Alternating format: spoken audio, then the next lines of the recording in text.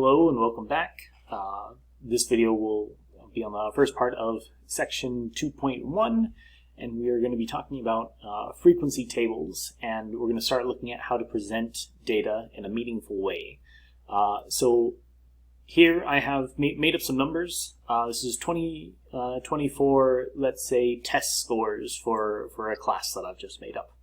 And we can see that I've arranged the test scores in no particular order. We've got 6 columns of 4 scores each, and if I want to arrange this in a table to really describe exactly what all these scores are, I can put these in what's called a frequency table or frequency distribution.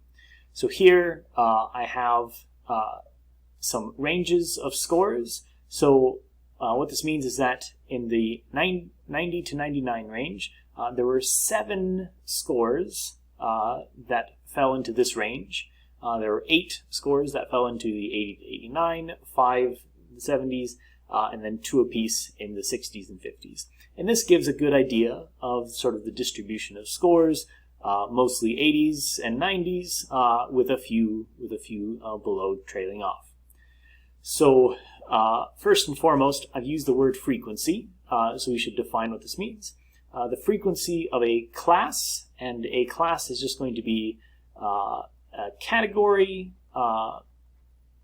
and a category could just be, say, like a particular range of scores, and it's just and the frequency is just how many data points belong to that particular class, that particular category or range. And then what I have shown here, I've called a frequency table, which basically explains what are the classes and what are the frequencies associated with each class. This is something that's fairly straightforward to construct, and this is what we'll go through now. But first, some terminology.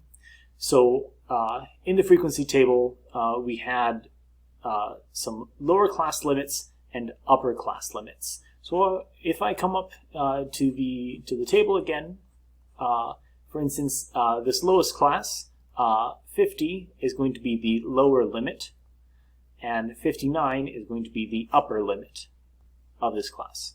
It's basically the lowest and the highest values that could possibly belong to the class.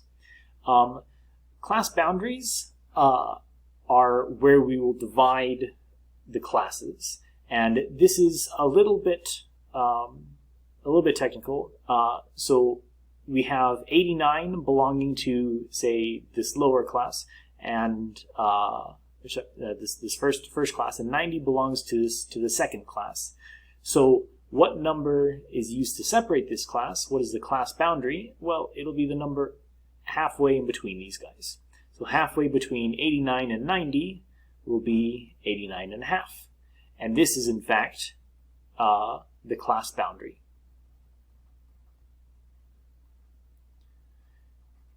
And even the top class and the bottom class will have class boundaries. So since this is going to be 0.5 above the upper limit right here, just above 99 will be 99.5, and this is also going to be a class boundary.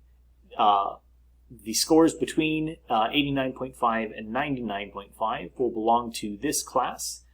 Even though we're not dealing with fractions, anything between them, including 90 and 99, will belong to that class. So the class boundaries are what are going to be essentially in between the classes, and even just above the highest class and just below the lowest class. This would be 79 and a half there. Okay. Moving on, the class midpoint is exactly what you might expect. It's exactly halfway between the lower limit and the upper limit. I'll calculate one of those in a second. And the class width, this is rather important. It's the difference between consecutive lower limits. So let's calculate a couple of these values. So the class midpoint of this lower class here is going to be halfway between 80 and 90.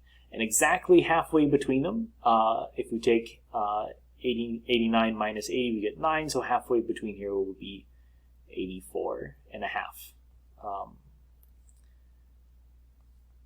And so this is exactly halfway between 80 and 95. Likewise up here, the midpoint is going to be 94 and a half. So these are the midpoints. So coming back to the class width, it's the difference between consecutive lower limits. So the class width would be the difference between one lower limit and the next. 80 is the lower limit of this class, 90 is the lower limit of this class, so the width is 10 in this instance. It's tempting to make a very easy mistake, which is just looking at the width between, or the distance between the lower limit and the upper limit of the class. This is incorrect. The class width is always between lower limits. So how would we go about constructing one of these classes using our new vocabulary right now? The first order of business is to choose how many classes you want.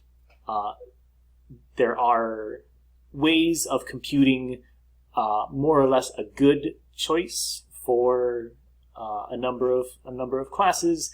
In general, we don't want to be bogged down with too many classes, and we don't want too few of classes because we want to actually communicate something. Between 5 and 20 is normally good. Once you know how many classes you want to make, we need to figure out how wide each class should be.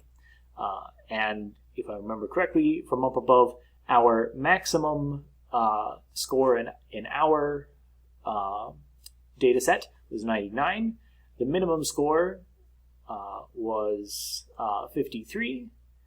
And I know that I want 5 classes, or this is what I used. So my calculation started with seeing how wide I needed my classes to be, and then I'll split that up into 5 classes. So this is about 46 divided by 5, which if I round up to the next whole number here, this is going to be about 10. It'll be closer, I think it's exactly 9.2, but I don't want to have to deal with decimals, so I'll just round up and have classes that are 10 wide. So I know how many classes I want. I have 5 classes. I will have, each class will be 10 wide. The question is, where should they start? This is the next thing. We'll need to choose the first lower class limit, as in the very lowest class. I need to know where that starts. Because my lowest number was a 53 and my highest number was a 99, I felt that a good choice was to start at 50 for the lowest class limit. So this is just essentially an arbitrary choice, but normally there will be ones that make a little bit more sense than others.